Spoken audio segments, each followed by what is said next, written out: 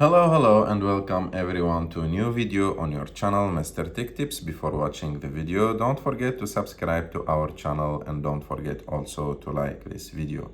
In today's video, I will show you how to eject water from your Apple Watch. So to do this, you just need to click on the side button, not in the crown, the other button. You click on it like that, and after that, you need to scroll down until you find the water drop icon. You just need to click on it to activate the water ejection mode.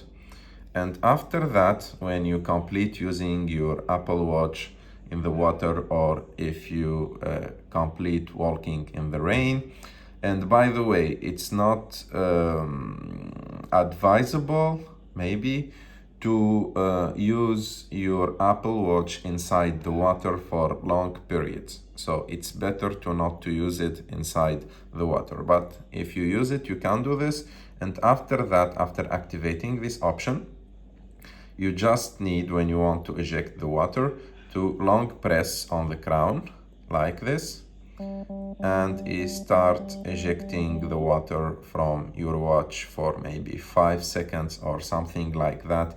It depends on how wet is your watch. I hope that you like this video. If you like this video, don't forget to subscribe to our channel, to like this video, and see you in the next one.